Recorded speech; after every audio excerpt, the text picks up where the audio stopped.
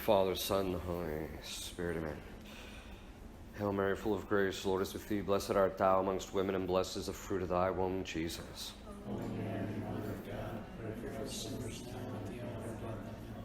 Our Lady of Divine Grace, pray for us. In the name of the Father, Son, and Holy Spirit, amen. Okay, so this conference is on the there's kind of an interim stage, but there's the 4 stages of attachments and what happens to people through the course of their life on how God structured us and how it affects our ability to make attachments and break attachments. And this is important because there's a time frame. Each one of these has specific characteristics that are important for us to know. The first one is just basically infancy. It's, when you're a small child under the age of 5. So, infancy, there you go. So, infancy, one of the things that they've discovered with, in modern psychology, not everything in modern psychology is bad, most of it is, but not all of it's bad, is that before the age of about 2 or 3, and definitely before 5, it's necessary for the bonding between the mother and the child, or parents, but usually the mother and the child, in order for the child to, and that usually comes in the form of empathy, where the mother empathizes with the things that hurt him, etc., that there has to be that emotional bond. Because if they don't develop that at infancy, then what happens is they end up with what's called disaffective disorder. They can't emotionally connect with people. So there actually has to be initially, and it's not an attachment in the full sense, because it's not conscious or volitional, but it is that there is an attachment in the sense of the child is inclined emotionally towards the mother and to be bonded with her. And that is, as I mentioned, is a necessary thing. This is one of the reasons why the daycare system is so dangerous. I think I mentioned to you sometime in the past, but there was a psychologist who I know who did an initial study and investigated all these people that do mass shootings that are under the age of 25. The older ones, it's another matter, but the ones under 25. And she's found out that the only thing they had in common was daycare.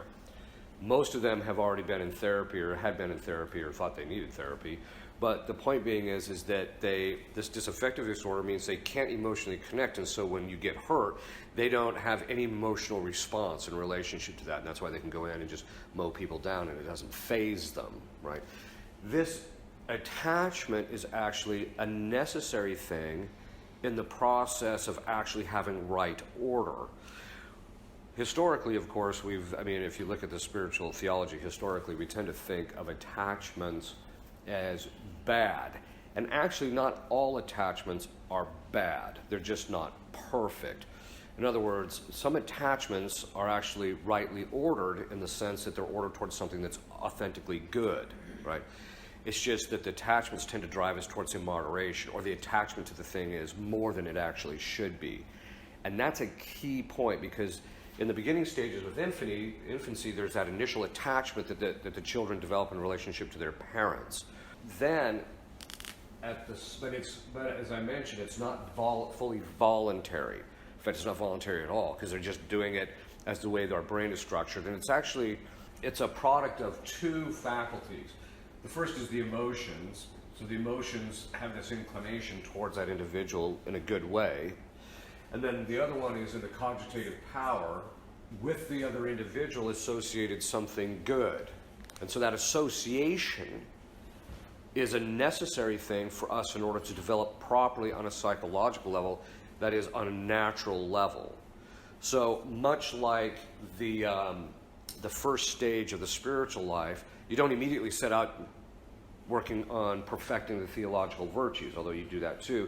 Your primary thing is to remove defects by developing natural virtue. So the natural virtue inclines you to relate to certain things on a natural level in a certain way. And it's the same thing with this attachments that you develop as an infancy. It helps the person to have a right order in relationship to other people. Now, is it perfect? No. That's what's going to happen later. The next stage is between the age of about, it's actually between the ages of 10 and 14. It's, pubescence basically, but in this stage, something very key happens. After you go through the age of reason, which is usually between about 6 and 7, although some kids it's earlier, that's because that's why the church, that's when a person is starting able to make acts of conscience and therefore choice of the will. There's some initial things that are going on there. You can't develop virtue perfectly before you go through puberty. And the reason being is because of the fact that your acts aren't fully voluntary. And St. Thomas says is that virtue is voluntary, which means what? Well, we know this from our own common experience. If people force us to do something all the time, like if the parents force the kids to be obedient, do the children develop obedience? No. They're just externally complying because it's not in accord with their will necessarily. So it's only when the child makes the choice to be obedient does he actually develop the virtue of obedience, right? Or we see this with all the other virtues. And they used to say it's virtue in the absence of vice was a phrase they used to have, which basically means that the person doesn't really have any virtue, he just doesn't have any vice in that area because he's never had any choice to be basically able to develop it. Okay. So what does this all mean concretely? It just means that once you become the age of reason, between 5 and 7 somewhere, and up until about 10, there's not a full development of the virtues. As a result of that, there's not a development of the attachments fully. In other words, the attachment, what is an attachment? It's something in the cogitative power or the emotions, actually can be also in the intellect and will. But it's when the person makes a choice in relationship to a thing, and in that choice that he makes in relationship to that thing, he chooses to pursue that thing or attach himself to it. That process of making that choice and attaching himself to it means that he is orienting or directing his faculties. So if you remember in the infancy, it's the proper relationship he develops with his mother primarily that helps him to develop that orientation of his faculties in relationship to other people. This then is the next stage in which that becomes, once the person goes from 10 to 14, that's the stage where the person goes through puberty, and so their choices can become fully volitional. And in that process, that means that that's the time in which the attachments become developed and also solidified. It's a key thing because it's at this period that people are basically determining the things that they're going to be, the virtues and vices that are going to be easier based upon their choices, and the things they're going to struggle with for the rest of their life, literally. Unless that attachment is broken, which requires a brutal process. So it's in this period that through your choices, you're orienting your faculties either on how they're going to relate to things, because it becomes fully voluntary, and that's why you had to develop virtue in relationship to it.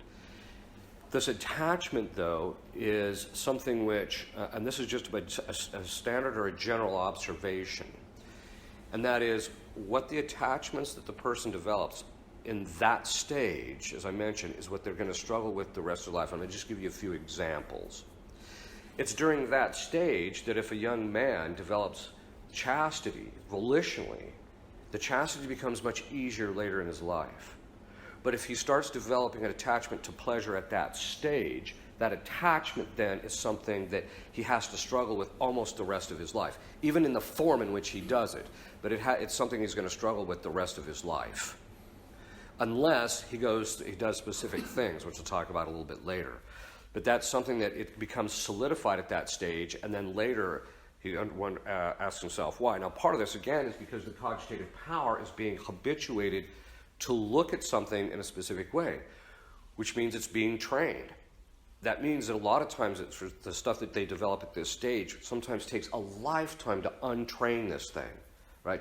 Because all it's doing, when it's in infancy, it's just the cogitative power is making the associations based on externals, primarily, in his emotional states.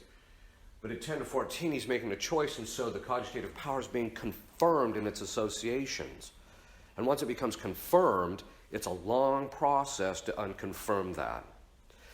Another example is that you'll see is if in the stage of infancy, if somebody is, and this is something that I deal with quite a bit, if people are like, you see this mostly with women, if they're molested or raped or something at this age, the cogitative power's ability to process things properly is trained or formed in such a way, that, and we call it a wound, that they can't process things properly. So that unless this gets kind of straightened out before they go through puberty, it's something which is going to take a long time for them to heal from. Another example, and so, but that how they process that injustice in the beginning, how they're helped to process that, especially as they go through puberty, is going to determine how they're going to process it the rest of their life.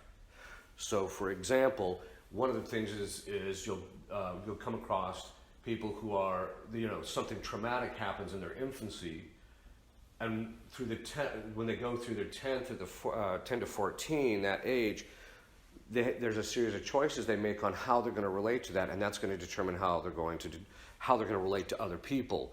The most common one that I've seen is that when that happens to women, at this stage, if they're unable to process it properly, they end up in one of two states, usually.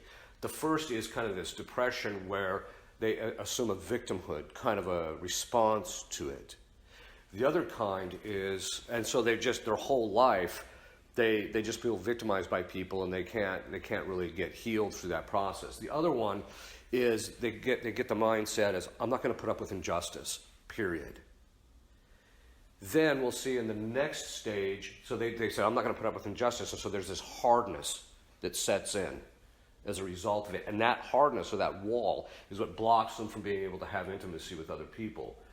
In the third stage, then what happens is, if something happens to them traumatically after 14, and they have this idea of, I'm not going to suffer that injustice, when they go through this third stage, they become what I call injustice collectors. They're constantly looking to foresee to people that are there causing these problems with injustice. Another example of this is how, and I see this most often, with we'll give two more examples. One is how men or young boys relate to their father. So if they relate to their father in a specific way, that is, if their relationship during this period, they have a proper father-son relationship, then what happens is that after that, the attachment to masculinity, to be like the father, becomes something that becomes very predominant. And so they actually want to develop a properly ordered masculinity. Whereas if it's not, if there's the relationship with the father is very rocky, people can work their way out of it based upon their decisions. That's not a problem. But most people, going the way of all flesh, will end up, guys will become very effeminate and very soft. We're seeing this even in our own culture with all the effeminacy. The next example I'm going to give is in relationship to something that I see commonly, fairly commonly, in fact, with young girls or women in this stage between 10 and 14 and their mothers. So what happens is, if the relationship with their mother is such that during this stage they constantly perceive injustice on the side of their mother, if they don't make the proper choices and they make the decision, I'm not going to suffer this injustice, what I've seen this happen is that they end up carrying it into their marriage. And so they refuse to suffer the injustice in relationship to their husband.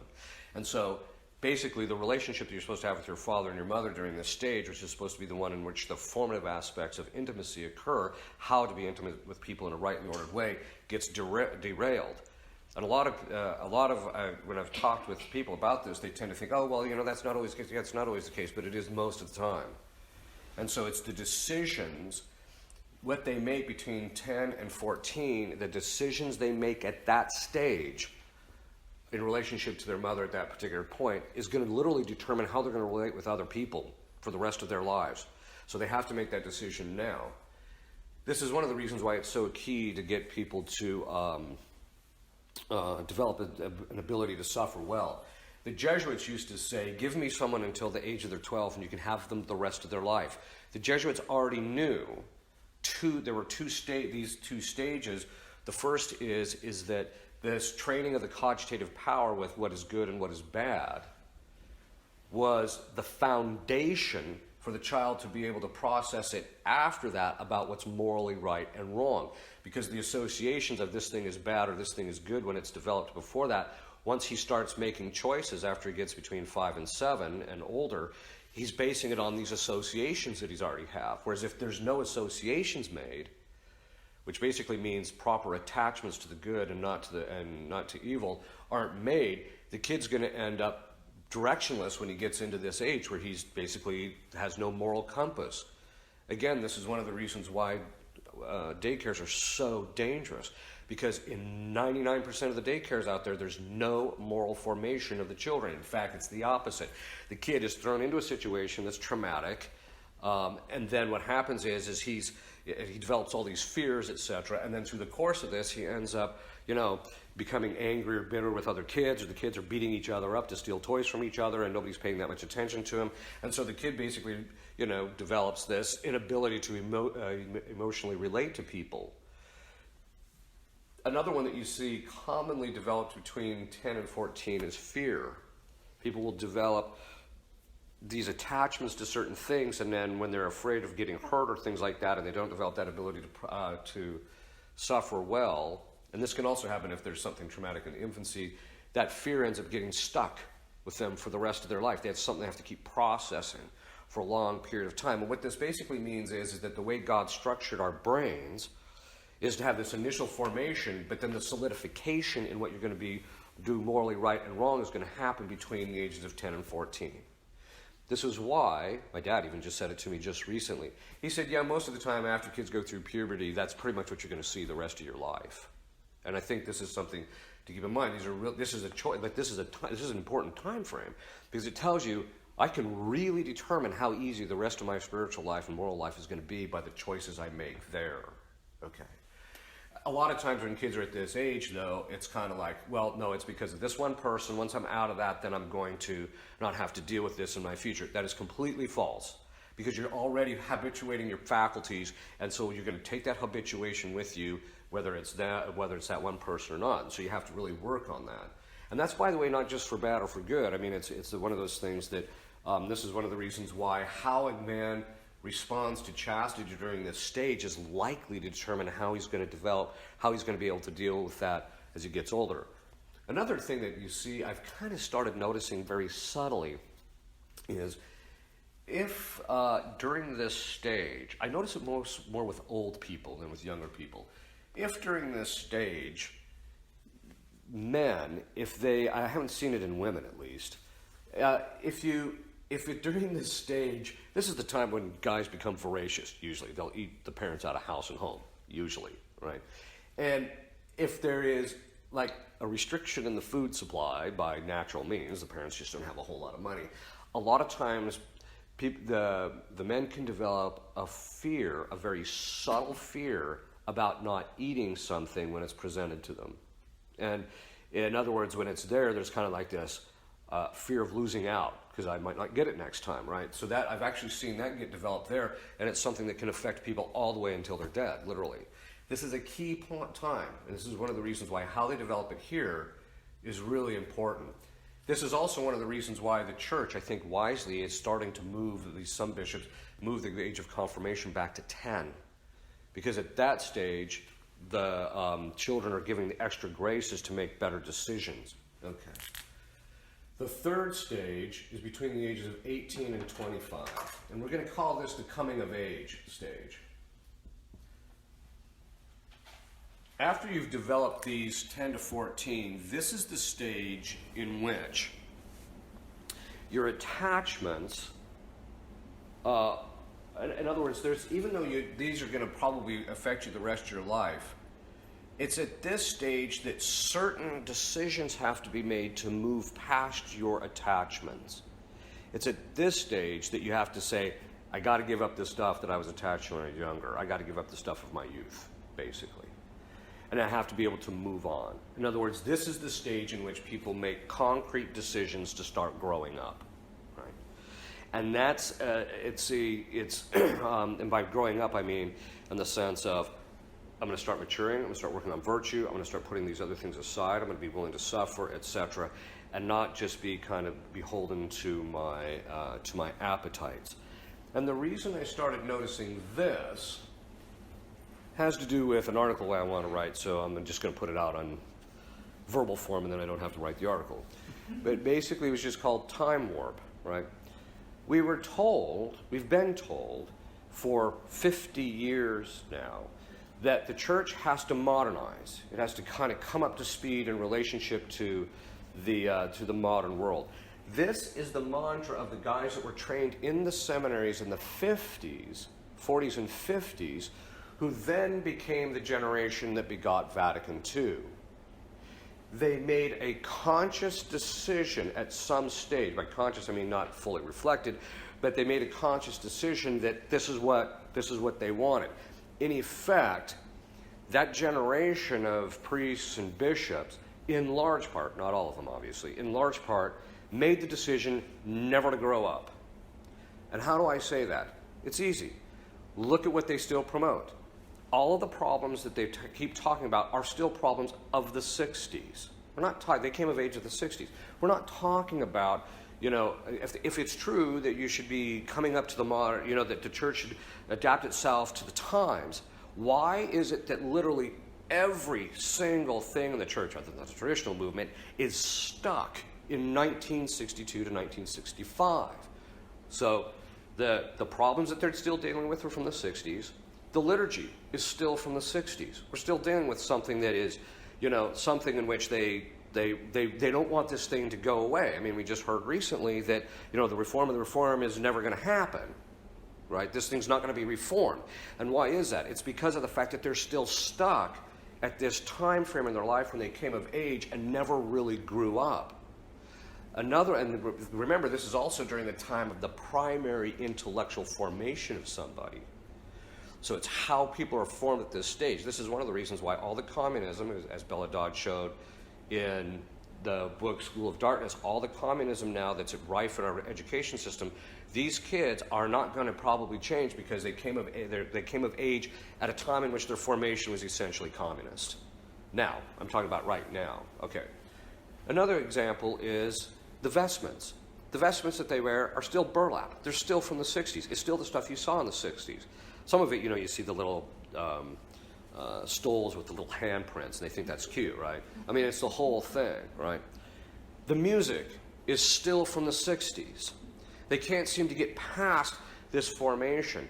When Pope Benedict actually made the changes to the translation, they just threw they had a fit over it because they're still stuck in this time frame. They're also still stuck in that time frame about, as I mentioned, problems in the church, etc. So the liturgy is still from the 60s. All these things are still from the 60s. Their sermons are still from the 60s. I mean, you still listen to them and they're just like, really? Can't you kind of come up to speed? They also can't understand because when they came of age, they made this decision to not grow up, essentially. I mean, quite frankly, part of growing up is the ability to admit you're wrong, right? We've had 50 years where they've kept this track, and all it's done is slowly take the church down, and they can't bring themselves to admit they're wrong. They haven't grown up, a lot of them. And this is one of the things that we're seeing. This coming of age, as I mentioned, is the time, and that's why St. Paul, I think it was St. Paul, and correct me, he says, when I was a child, I acted like a child, and I behaved like a child, but then when I became an adult, I put the things of the childhood away. He's basically talking about there's this period where your attachments to the things of your youth have to essentially die in order for you to move on, to be able to continue that growth in the spiritual life. This is also the time frame. So here's where the virtues, the virtue starts to really begin in 10 and 14. But it's at the stage of 18 to 25 that there's something that happens to us as human beings that requires that because we're now on our own, the decisions are less, what do my parents think? What of this? It's I'm now taking full responsibility for myself, and at this stage, this means if I'm going to keep moving forward, the things of my youth have to be put away. Okay. We also know that this is also true here, and these things can be stymied. So there's two things that can block. They know through modern psychological studies, again, it's one of those legitimate things, they know through modern psychological studies there's two things that can block a person's emotional development. The first is trauma. When people go through a traumatic event at that stage, it's at that point that their emotional life stops developing. And the reason it stops developing is because of the fact that the person essentially can't, because to emotionally develop, there's a certain suffering that's required in the process in order to emotionally develop. But they've had this tremendous suffering to such a degree that they can't process it properly, and so as a result of that, they can't engage in the other sufferings that are necessary in order to continue developing. You'll see this all the time. In fact, I was mentioning it the other day. I knew a priest who had been traumatized when he was really young. And as a result of that, on certain levels he seemed to mature, but when you got to know him, you began to realize that he would basically act like a 5-year-old under certain circumstances, right? And emotionally, as you got to know him, you began to realize that because of this trauma, he hadn't gotten beyond this 5-year-old stage in how he related to people emotionally and psychologically, because he didn't develop. The other thing that stunts the growth is dissipation into pleasure. In other words, when people become attached to specific pleasures in life, they never get beyond that stage of growing up. Okay, so what happens is their emotional life gets stunted. This is one of the reasons why boys between the ages of 10 and 14 who don't master chastity, you'll find that when you're dealing with them, even when they're 25 or 30, if they're still struggling with this chastity problem, their emotional states is still 10 to 14. You're also seeing it with things like video games. Now, I'm not saying video games are evil, but they're like anything else. They have to be moderated. So what happens is kids, they'll let the kids between 10 and 14 play hours and hours and hours and hours of video games, and then by the time the kid's 25, he's still playing hours and hours and hours of video games because his emotional life has been stunted at that age. I'm not suggesting that they can't be legitimate recreation, but it's like any other thing, it has to be moderated, okay, as part of the subvirtue of eutropalia, which, as you know, is one of my favorites, okay, as far as virtues. The point being is that this is that attachment to pleasure is what's going to stunt the process of moving forward. This tells us something very key about our development of our spiritual life, and that is attachments are always to something good. And by that I mean there's something good that the person's getting out of it. And so the pleasure that a person gets out of it, if he can't put that pleasure aside he's never going to break that attachment. Or if he doesn't break the attachment, he can't advance spiritually. He can't mature properly. The converse of that is also true. If he's been traumatized, or if he doesn't work on being willing to suffer, and that basically means to not get the thing that you're attached to. Because let's face it, the reason that we don't want to suffer is because we're attached to our own comfort. We're attached to ourselves. And it's only through that process of going through the suffering that we're able to break that attachment. So he's got to work on being willing to suffer well and to be put aside the pleasure, right, in order to actually properly mature.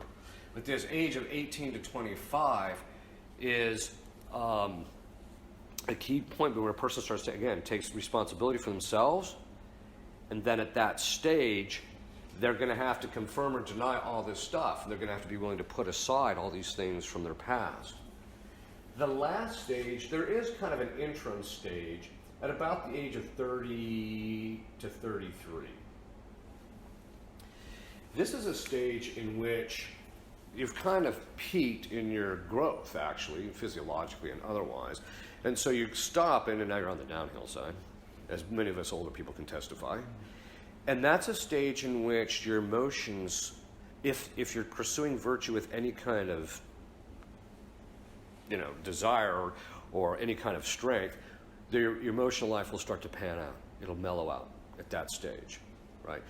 But the only way it'll start to mellow out at that stage is if you've made the right decisions between the ages of 18 and 25 to be willing to put aside, to heal in relationship to any wounds that you might have, and be willing to suffer. So, and this is kind of a key stage, and this is where things kind of mellow out. This is one of the reasons why we resurrect at 33. Because we've kind of reached that stage of perfection in a certain sense where the emotional life kind of pans out. This is, but it's kind of an interim stage. The last stage is old age. And one of the things that happens in old age is that the cogitative power, and the emotions too, but primarily the cogitative power, becomes locked in the things that it has been associated with. And by that I mean in the sense that you see this with older people. By older people, I mean people like in their 70s and 80s. The way they've behaved their whole life, if they haven't mastered it or crushed it or conquered it, when they get to that stage, it becomes so solidified they find it almost impossible to change. In fact, they don't bother changing. They're just completely locked into that. My grandfather was telling me this one story. He was laughing about it. He says, he was telling me, he says, you really do die the way you live. And I said, well, what do you mean? He said, he knew this one guy that would just cuss like a sailor all the time, right? When he was dying, he was cussing right up to the last breath. All right. The point being is that it's that stage you see, once you reach old age, if you haven't conquered this stuff in the past. And by the way, I'm not suggesting that after 25 that you can't make that change. It's just much more difficult, right? Because it's by degrees of voluntariness, right? So in the infancy, there's practically no voluntariness. There's only partial voluntariness in the second stage. In the third stage, that's when it becomes fully voluntary, and that's why it becomes solidified. And that's why certain decisions need to be made, right? But when you get to the old age, it's ossification. I mean, you're just locked into this thing, and it's going to be very difficult to make the changes. It can still be done with grace. I do know of a woman who recognized a particular problem she had when she got into her mid to late 70s and really worked hard at it and did a pretty decent job of overcoming at least parts of the difficulty that she had struggled with. But usually that's not the case. Usually people kind of become more solidified in that stage, and then as a result of that, and their attachments to certain things become much more solidified in that stage. Whereas if you're able to conquer your attachments, like in this stage, and you work on those attachments all through your life, and you basically overcome them, by the time you get to the old age, and you can see this in certain older people, there's a kindness, a natural kindness, not force. It's not something you have to work at. There's a kind of a charity. There's a kind of a benignity in relationship to people. They don't really care one way or another. Sometimes even if they get their meal or not. They're very peaceful as a result of this. And so that's a sign that they've kind of mastered this. Whereas the people who haven't, when they get older, that's when you see them getting cantankerous or difficult, or when they've been critical of people all their life, they find that that my parent is still critical, etc. So you'll see that becoming solidified. But this, again, all of us are in different stages of this thing. Although sometimes I feel like I'm in stage 4 here, old age. But the point being is that these are different stages in which how our attachments develop. We have to be aware of it. This is what I'm dealing with if I'm going to actually end up conquering it. Okay. Any questions, comments, observations? I'm depressed now. Yes. So I was in that 10 to 14 age group, like you mentioned in infancy, how daycare is so bad, and in the 10 to 14, where your conscience is being formed, if it's being formed by really violent video games all the time, or the television set where you spend most of your day. Right. That's pretty critical, I think.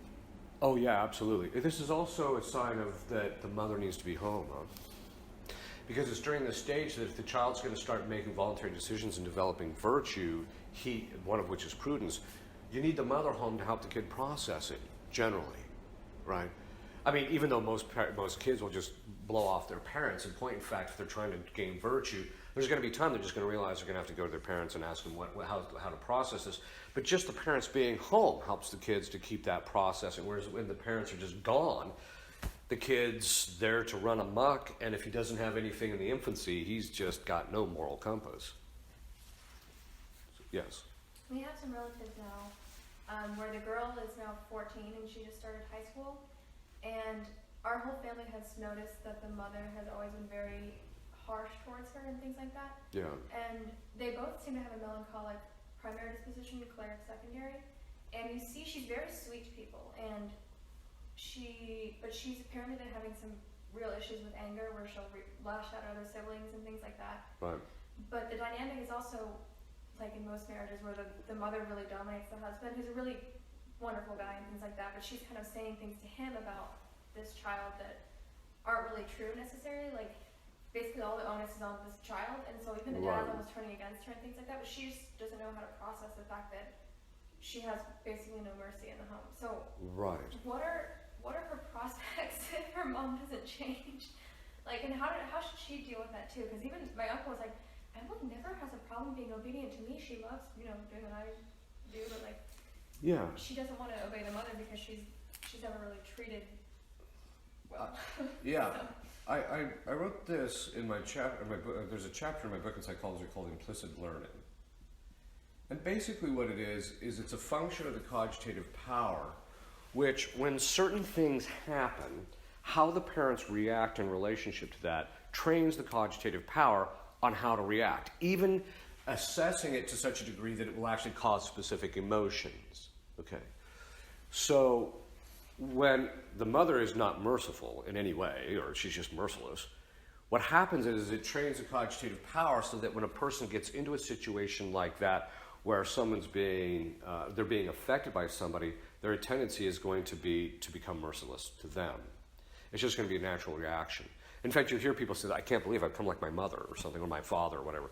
So, and this is a kind of an implicit learning. Basically what it means is that at that stage, when virtue is being developed, there has to be a psychological separation made to where the person is able to see, well, look, how my mother reacts to this is not necessarily the proper way. And then they have to be able to, but they usually need somebody to help them process that.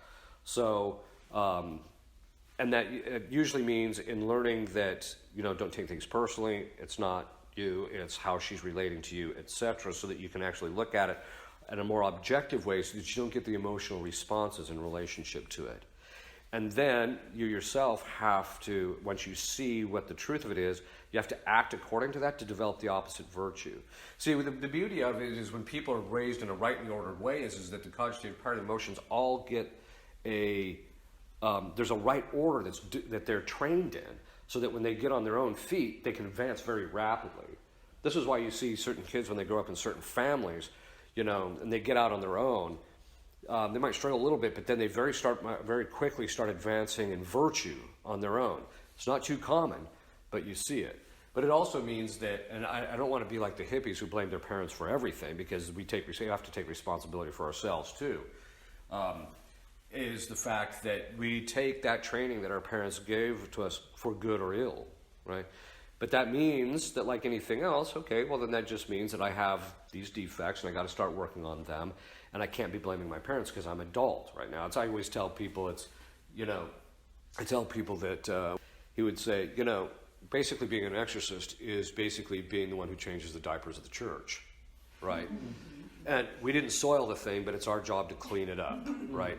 It's the same thing with our own lives. We, at a certain stage, it might be that our parents bequeath us good virtues, but then also certain habits that aren't so good. But that doesn't mean at a certain stage you can start blaming At a certain stage, you can't blame your parents anymore because you are making choices to act this way, and you are the one solidifying this vice, and it's your responsibility. So you might not have been the cause, but it doesn't mean that it's not your responsibility to clean it up.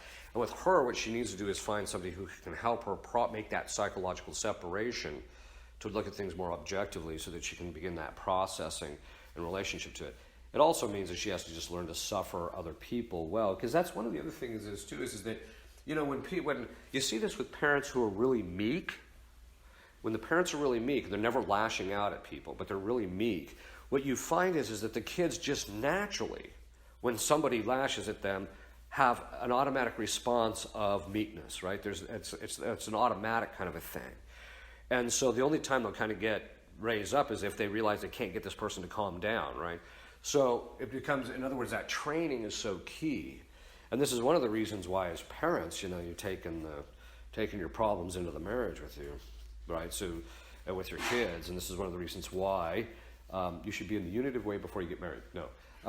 You need to really work on your own virtues and vices.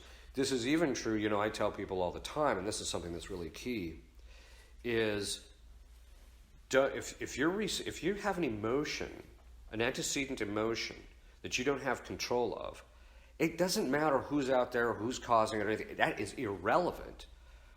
The problem is you've got a problem internally. That's why Christ said, don't look at the speck in the other person, look at the plank in your own. He's trying to constantly get us to look at our defects. My emotional response is a problem in me. It doesn't matter what this person's doing ultimately as to whether I'm culpable for my response or not. And so what I need to do is, if I'm experiencing things, then I need to get the focus shifted to myself and figure out how I'm going to deal with this, right? And so with her, that's, I think, one of the things I do is just say, okay, look, put aside the fact that this happened with your mom. This is what we need to do to get you to where you need to be. A tangential question is, do you find that these issues become worse through the generations if they're not properly dealt with? Like, it's never just like this problem maintains this level of awfulness, and then it maintains the same level of awfulness in the next generation. Do you think that it gets exacerbated? I find it splits. So what you'll do is, there's a branch of it that gets worse over the course of time. But then there's a certain branch that, because of the suffering involved, it just kind of breaks down and they just don't pursue that vice. In other words, the mercilessness, the kid just loses, he becomes discouraged, and so he's not merciless. He just doesn't really affect him that much. Sometimes too, kids will just say, I'm not going to have the same problem as these particular problems with my parents. On the other hand, part of the difficulty is especially once the kids go through puberty and all the way up until they're about 25, is the perception, because it's at that stage that we get a certain kind of intellectual clarity. But there's that intellectual clarity then can give people a false sense that they can judge things accurately. St. Thomas, or the whole moral tradition, talks about the fact that you need a series of memories in order to be able to look back and judge the proper thing to do in its given set of circumstances. We call that experience. So you have to have that if you're going to be able to judge things. And I think the mistake with kids at this stage is that they think that they know when they don't have sufficient experience, etc. So what will happen, though, is that certain kids at that stage, though, will also just say, look, I'm not going to get sucked into this problem that my particular parent has. Now, the danger with that is it ends up in one of two things. They can either just completely separate from their parents and never have anything to do with their parents, or they can just say, okay, my parent had this problem. They can have a certain benignity towards it and just realize it's just something I got to work on to make sure I don't end up in that same boat. So one of the things that I learned about demons in the last 2 months, or about 3 months, is something I just formulated. Something I noticed, but I just kind of formulated it, which is every single interaction that they have with anybody, they take personally. It's completely personal.